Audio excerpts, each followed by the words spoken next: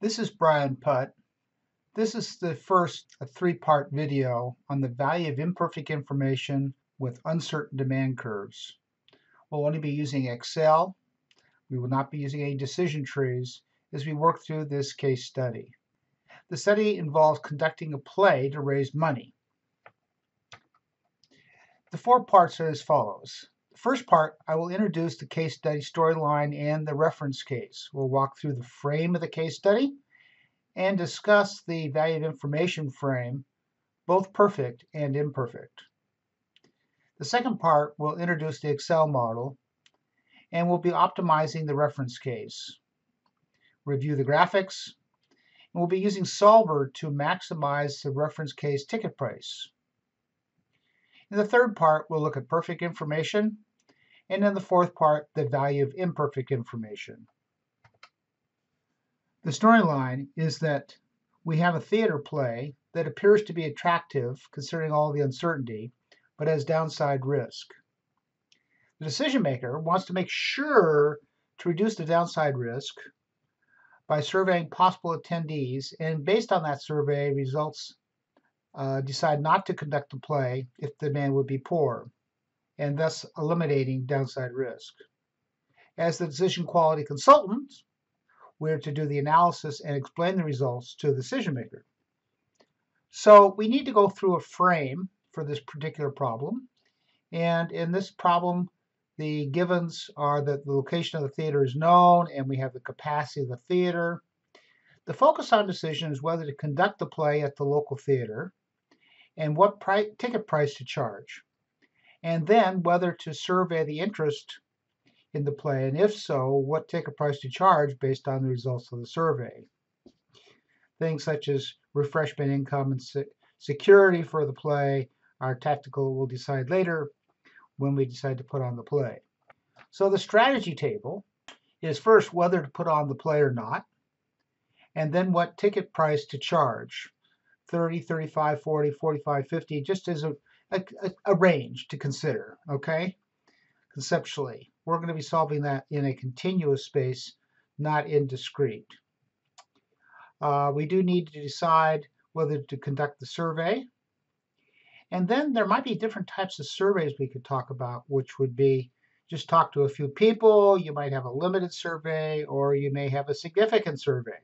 Those all having different costs. So what are the costs of the uncertainties? Well, we have fixed costs to perform the play, and we'll treat that as a triangular distribution with a minimum, most likely, and max as shown. There's also a variable cost per person to attend, and then there's the cost of the survey. The theater has a capacity of 3,500. That's fixed, so we'll just show it as min, most likely, and max is all being 3,500 just for consistency. Now the demand is really the critical thing here. So we've estimated that there's three possible demand curves, a low, mid, and high demand. And the numerics are shown down here. And it's assessed that the high demand would occur 20% of the time, the mid demand 50, and the low demand 30. In addition to that, there's an uncertainty around each one of these curves of plus and minus 20%. So if I took those three demand curves and the 20% uncertainty and the percentages I just stated and put them all together into a Monte Carlo, the total demand will come out looking like this, with an expected demand of 2769. Oh, this was at a ticket price of 50, I should have stated.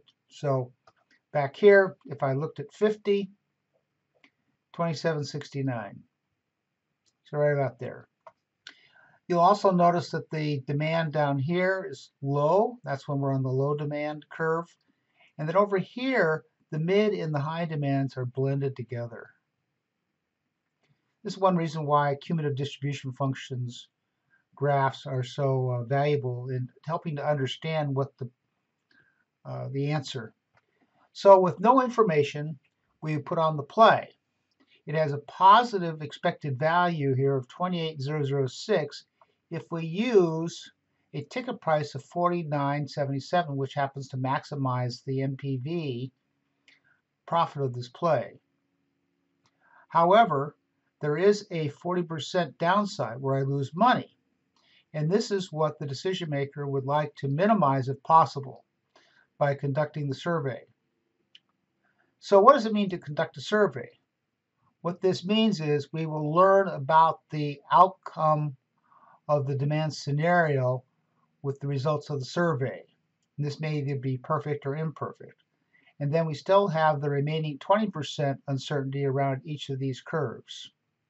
And then the final remaining uncertainties. This shows the influence diagram. And this is pretty classical over here. What's important to understand is that the indication from the survey impacts the demand scenario, but the demand scenario also impacts the indication. And here's the uncertainty in the demand once we know the scenario. In calculating the value of information, we need to calculate that value here, that's net profit with information, either perfect or imperfect, and compare that to the net profit reference case with no information. With perfect information, the conditional probability matrix looks like this, where if the demand is high, it will indicate high. If the demand is low, it will indicate low. Or said another way, if the indicator is low, then in fact it will be low. It's a perfect indicator for the demand scenario. When I get to imperfect information in part 4, then we have uncertainty. And we'll talk more about this, but when I have high demand, there's a 75% chance I'll see it as a high indicator. There's also a 5% chance I'll see it as a low indicator and a 20% chance of it a mid indicator.